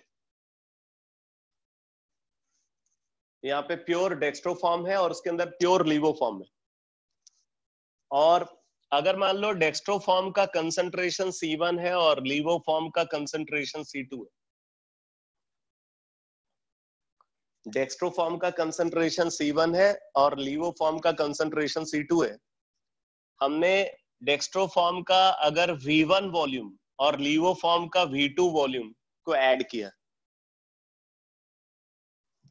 dextro form का V1 वॉल्यूम और लीवो फॉर्म का V1 वॉल्यूम को हमने यहाँ पे V2 वॉल्यूम को ऐड किया, तो if C1 V1 is equal to C2 V2, अगर C1 V1 C2 V2 के बराबर है, then racemic mixture is opting. लिख लो, if C1 V1 is equal to C2 V2, then racemic mixture is opting. अगर इन दोनों का कंसंट्रेशन बराबर होता तो रेसमिक मिक्सचर फॉर्मेशन के लिए हमें दोनों का बराबर वॉल्यूम ऐड करना पड़ता। अगर दोनों एनहांसियोमर का कंसंट्रेशन इक्वल है तो रेसमिक मिक्सचर तब मिलेगा जब दोनों का इक्वल वॉल्यूम ऐड होगा। बट अगर इनका कंसंट्रेशन अनइक्वल है तो ऑब्वियसली हमें इनका अनइक्वल वॉल्यूम को ऐड करना पड़ेगा रेसमिक मिक्सचर को फॉर्म करने के लिए। बट कंडीशन ये है कि C1 V1 is equal to C2 V2, तो इस कंडीशन में क्या होगा, डेक्स्ट्रो फॉर्म के मोल और लीवो फॉर्म के मोल बराबर हो जाएंगे और इक्विमोलर मिक्सचर मिल जाएगा। ठीक है, तो ये रेसमिक मिक्सचर को प्रोड्यूस करने का तरीका है।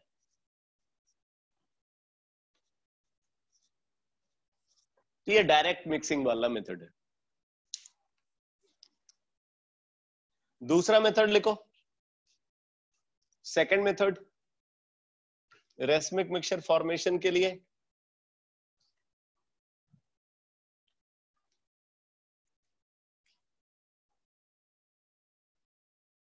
लिखो, बाय generating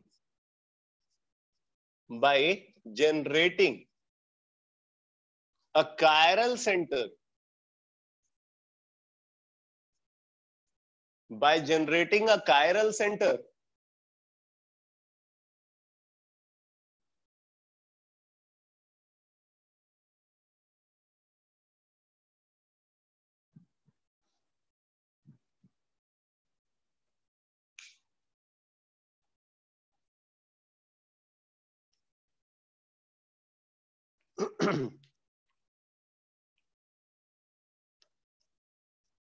मेरी आवाज सुनाई पड़ रही है सिया?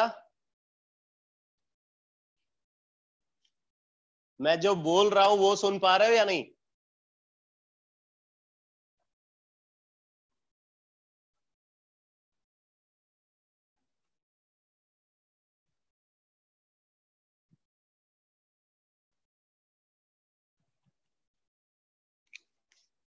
चलो सेकंड मेथड मैं बता रहा हूं, by generating a chiral centre in an achiral molecule, by generating a chiral center in an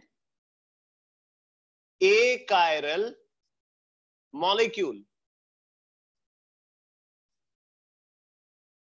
तो बोल रहे कि हमारे पास एक achiral molecule है, मतलब क्या है, सिमेट्रिक मॉलिक्यूल है जो ऑप्टिकली एक्टिव नहीं हो सकता, उसके अंदर हम एक कायरल सेंटर जनरेट कर रहे हैं। तो अगर हम उसके अंदर कायरल सेंटर जनरेट कर रहे हैं तो रेसमाइजेशन देखने को मिलेगा।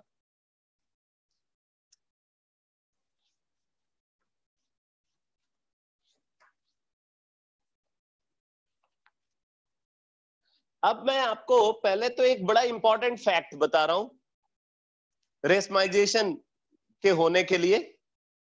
पहले आप इस पॉइंट को नोट करो, उसके बाद फिर मैं एग्जांपल डिस्कस करता हूं। लिखो, if during a reaction,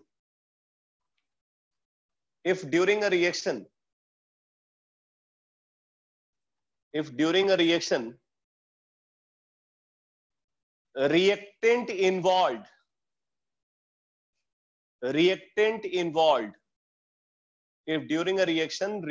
involved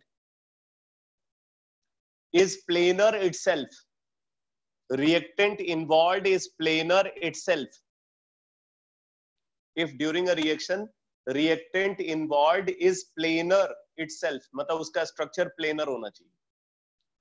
If during a reaction reactant involved is planar itself, or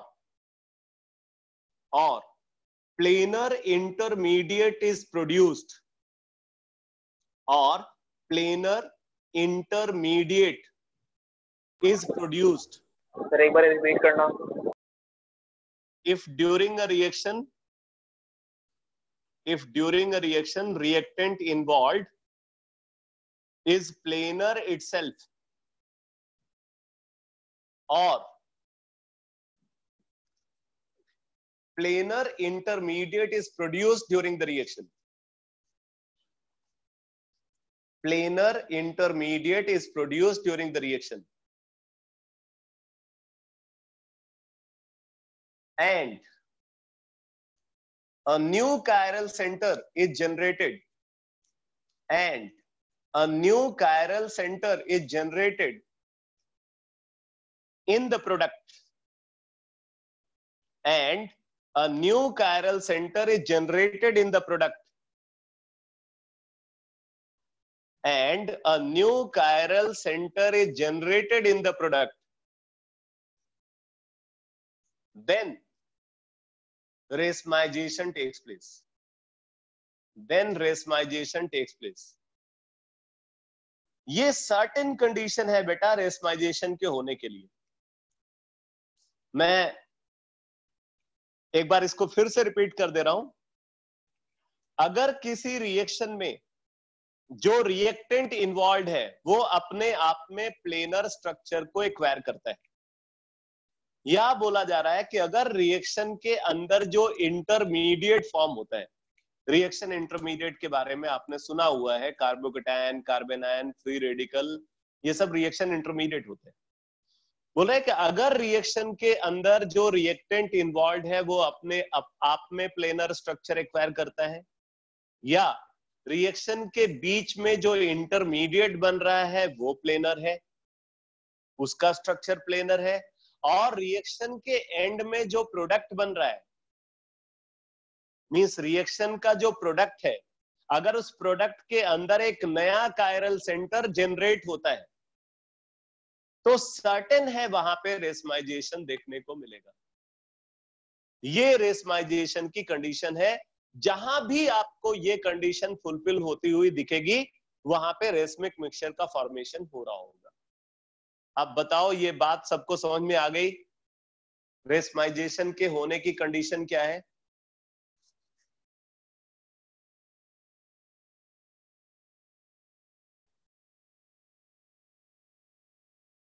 तो मैंने क्या क्या बोला है? या तो रिएक्शन में इन्वॉल्व रिएक्टेंट प्लेनर हो, या रिएक्शन के अंदर प्लेनर इंटरमीडिएट का फॉर्मेशन हो रहा हो, और प्रोडक्ट जो प्रोड्यूस हो रहा है उसके अंदर नया कायरल सेंटर जनरेट हो रहा है, तो हमेशा रेसमाइजेशन देखने को मिलेगा. ठीक है, तो अब मैं एक एग्जांपल बता रहा हूं. देखो, हमारे पास एक एल्डिहाइड है. ये एल्डिहाइड है. इस एल्डिहाइड को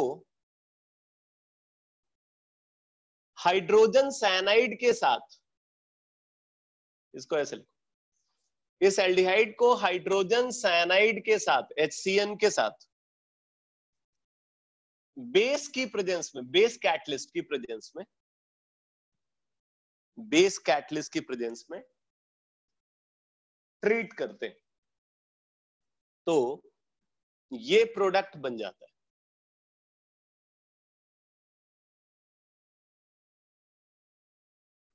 ये प्रोडक्ट बनता है, इसको बोलते हैं साइनोहाइड्रिन. साइनोहाइड्रिन. अगर आप यहां पे देखो तो ये जो बीच वाला कार्बन है, ये कार्बन से अटैच चारों ग्रुप डिफरेंट है. It is a chiral centre. इसके अंदर एक कायरल सेंटर जनरेट हुआ है. और रिएक्टेंट मॉलिक्यूल को अगर आप देखो तो ये एक कायरल है। एक बात समझ लेना बेटा, कोई भी प्लेनर मॉलिक्यूल कभी ऑप्टिकली एक्टिव नहीं हो सकता। अगर एक मॉलिक्यूल प्लेनर है एक्चुअल में, मतलब सिर्फ रिप्रेजेंट करने के लिए नहीं, अगर उसका एक्चुअल स्ट्रक्चर प्लेनर है तो वो मॉलिक्यूल कभी ऑप्टिकली एक्टिव नहीं हो सकता, क्योंकि तब क्या होगा, वो पूरा का पूरा molecular structure plane of symmetry के अंदर आ जाएगा। और अगर वो पूरा का पूरा molecular structure plane of symmetry के अंदर आ गया तो फिर क्या होगा, उसके एक साइड में भी कुछ नहीं है, दूसरे साइड में भी कुछ नहीं है, मतलब हम ये बोल रहे हैं कि वो डिविजिबल हो गया इनटू टू इक्वल हाफ, क्योंकि वो molecular structure plane of symmetry के अंदर आ गया। तो जो पार्ट मैंने बताया था, जो पार्ट प्लेन ऑफ सिमेट्री का, जो पार्ट मॉलिक्यूल का प्लेन ऑफ सिमेट्री के अंदर आ गया, उसको मॉलिक्यूलर डिविजिबिलिटी में नहीं कंसिडर किया जाता। ठीक है, इसलिए इस बात को अपने दिमाग में रख लेना कि कोई भी प्लेनर मॉलिक्यूल कभी ऑप्टिकली एक्टिव नहीं हो सकता। आप चाहो तो इसी पेज पे कहीं हाईलाइट करके इसको लिख लो, जो आपको सबसे पहले दिखे पेज पे। A planar molecule can never be optically active. A planar molecule can never be optically active as it is always symmetric. A planar molecule can never be optically active as it is always symmetric.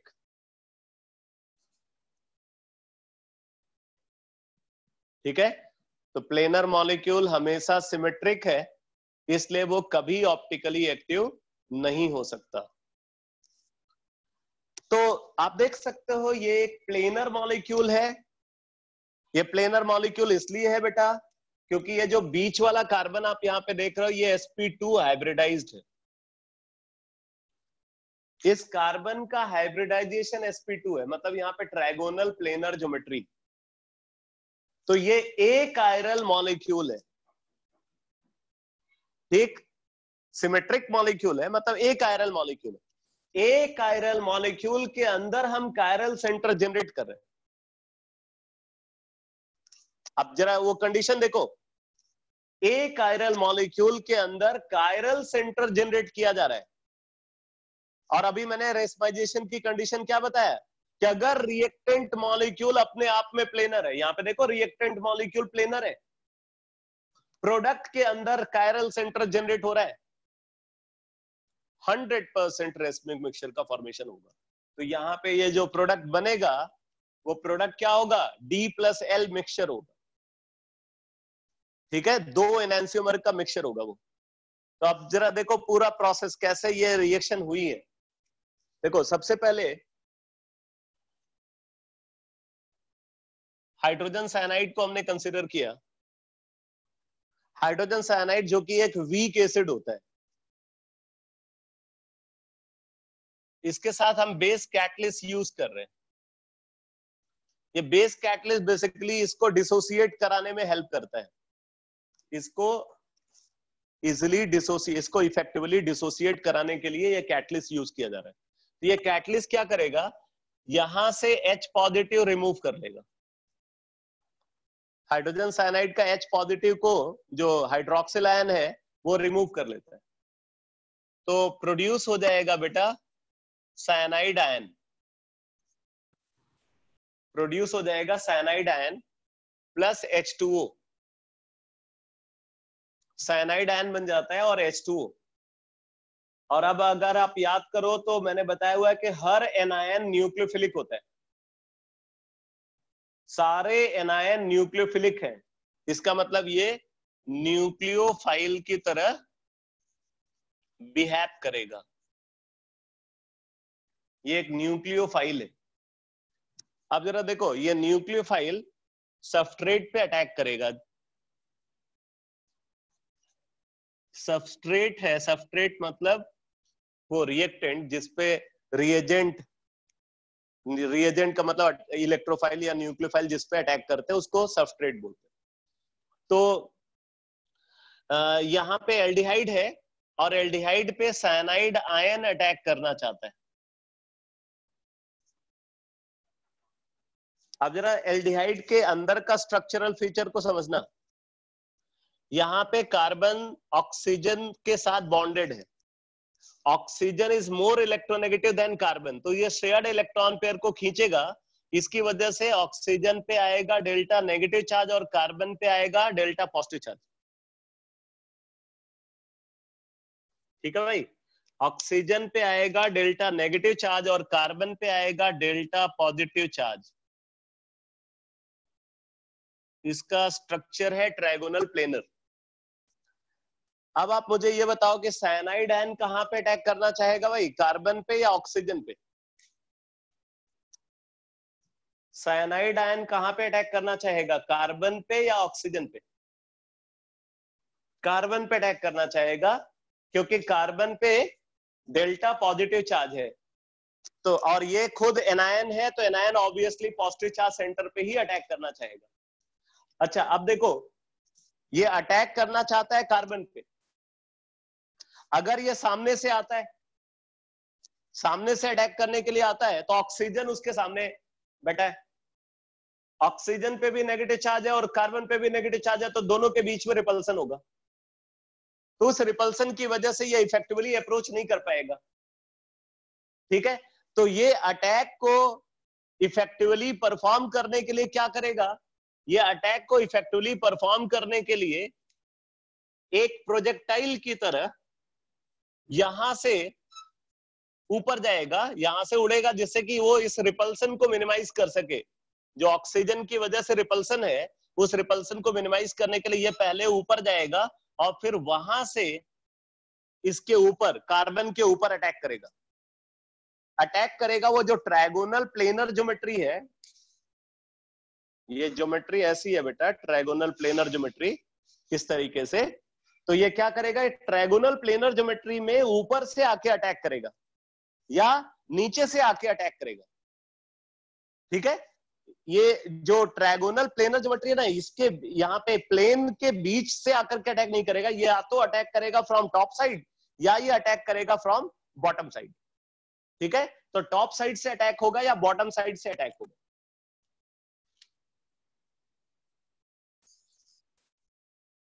अब देखो, दो तरीके से यहां पे attack हो सकता है।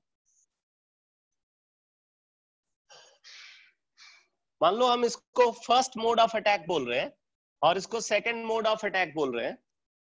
तो जब साइनाइड आयन यहाँ पे कार्बन पे अटैक करेगा बेटा, तो यहाँ पे ऑब्जर्व होगा इलेक्ट्रोमेरिक इफेक्ट। ये पुरानी बातें हैं जो आपको मैंने 11th में बताया था। तो यहाँ पे इलेक्ट्रोमेरिक इफेक्ट ऑब्जर्व होगा, तो इलेक्ट्रोमेरिक इफेक्ट ऑब्जर्व होगा, तो उसके थ्रू एक इंटरमीडिएट बन जाएगा। अब वो इंटरमीडिएट कैसा होगा जरा देखो, इंटरमीडिएट का स्ट्रक्चर, साइनाइड आयन आ रहा है ऊपर से और अटैक कर रहा है वो कार्बन के ऊपर, तो CN जो है वो कार्बन के साथ टॉप साइड से बॉन्ड बनाएगा। जो ऑक्सीजन है, ऑक्सीजन, ये पाई बॉन्ड पेयर ऑक्सीजन को मिल गया, तो ऑक्सीजन पे पूरा पॉजिटिव, पूरा नेगेटिव चार्ज आ गया। अभी पार्शियल था, अभी कंप्लीट नेगेटिव चार्ज आ जाएगा, तो ऑक्सीजन पे कंप्लीट नेगेटिव चार्ज होगा।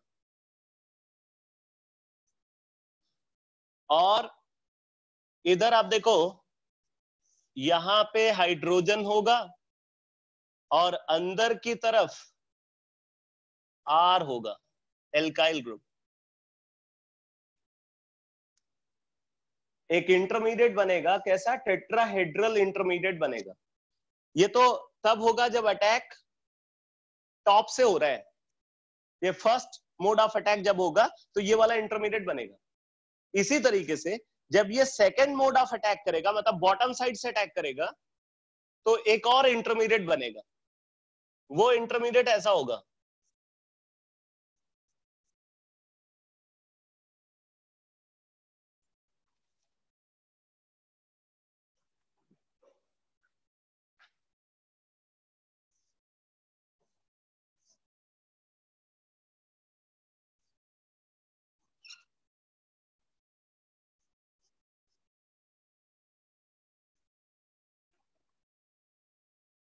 ये इंटरमीडिएट्स बनेंगे इक्वल अमाउंट में।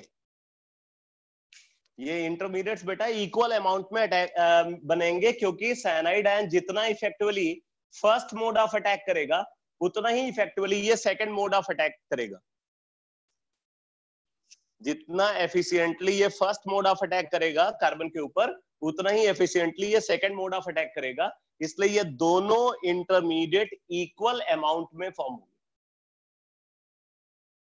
और फिर क्या होगा,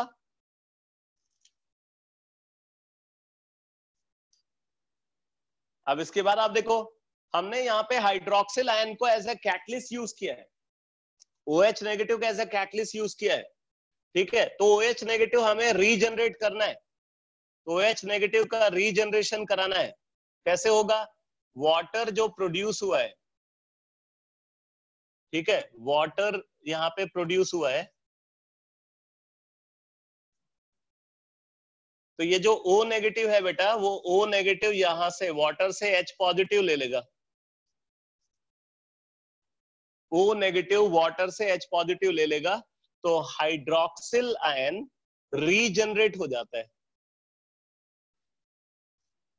हाइड्रोक्सिल आयन रीजनरेट हो जाएगा और ये दो प्रोडक्ट का मिक्सचर प्रोड्यूस होगा।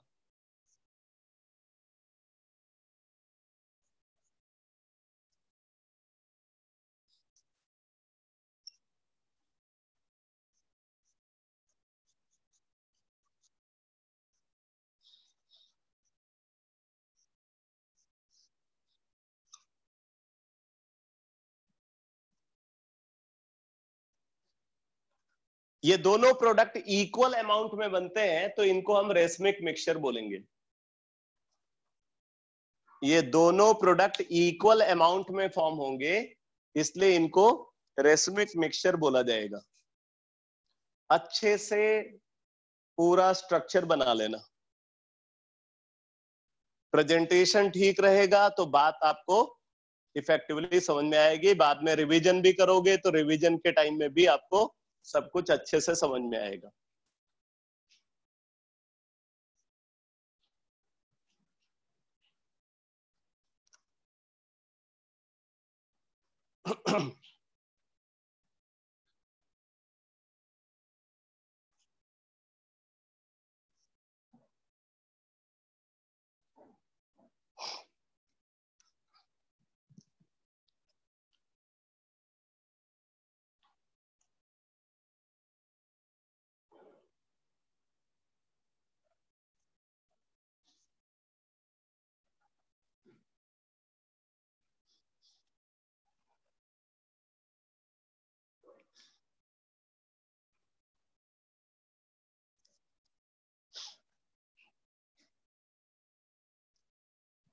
नोट कर लिया बेटा?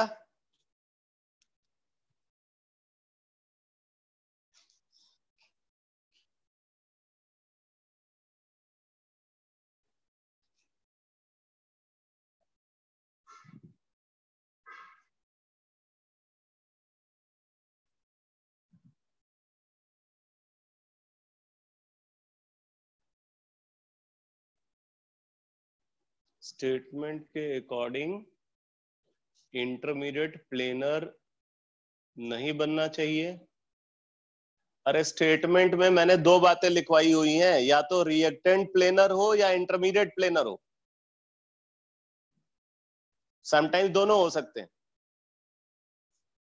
या तो रिएक्शन का रिएक्टेंट प्लेनर हो या प्लेनर इंटरमीडिएट बन रहा हो। कुछ केसेस में ऐसा होगा कि दोनों ही प्लेनर होंगे।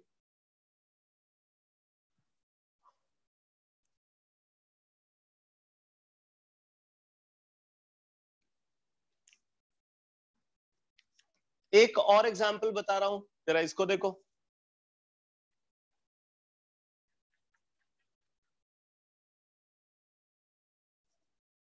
जैसे हमारे पास ब्यूटेन है, ब्यूटेन, ठीक है। ब्यूटेन को क्लोरीन के साथ अल्ट्रा लाइट की प्रेजेंस में ट्रीट कर रहे हैं। ब्यूटेन को क्लोरीन के साथ यूवी लाइट की प्रेजेंस में ट्रीट कर रहे हैं। तो जब हम इसको यूवी लाइट की प्रेजेंस में ट्रीट करते हैं तो दो प्रोडक्ट बन जाते हैं बेटा। एक प्रोडक्ट ये बनेगा 1-क्लोरोब्यूटेन और दूसरा प्रोडक्ट यहां पे बन जाता है 2-क्लोरोब्यूटेन। बाई प्रोडक्ट बनेगा HCl। मैं बाई प्रोडक्ट की बात नहीं कर रहा हूं। तो ये दो प्रोडक्ट बनते हैं 1-क्लोरोब्यूटेन एंड 2-क्लोरोब्यूटेन। अब इसमें से अगर आप 2-क्लोरोब्यूटेन को देखो तो 2-क्लोरोब्यूटेन में जहां क्लोरीन आया है वहां पे कायरल सेंटर जनरेट हो गया। क्लोरीन जिस कार्बन पे प्रेजेंट है वहां पे कायरल सेंटर जनरेट हो रहा है। तो देखो एक कंडीशन तो फुलफिल हो गई कि यहां पे प्रोडक्ट के अंदर कायरल सेंटर जनरेट हो रहा है। अब जहां तक रिएक्टेंट की बात है तो ये रिएक्टेंट प्लेनर नहीं है क्योंकि सारे कार्बन यहाँ पे sp3 हाइब्रिडाइज्ड है, तो ये प्लेनर रिएक्टेंट नहीं है। बट अगर मान लो कि रिएक्शन का इंटरमीडिएट प्लेनर हो गया तो फिर यहाँ पे रेसमाइजेशन होना चाहिए। तो अब हमें वही चेक करना पड़ेगा कि इस रिएक्शन का जो इंटरमीडिएट है वो प्लेनर है या नहीं है। तो मैकेनिज्म देखते हैं रिएक्शन की।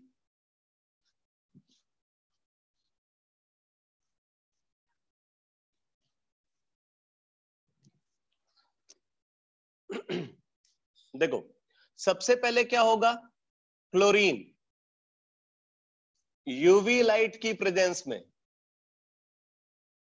इसकी होमोलिसिस हो जाती है। यूवी लाइट की प्रेजेंस में क्लोरीन की होमोलिसिस हो जाती है।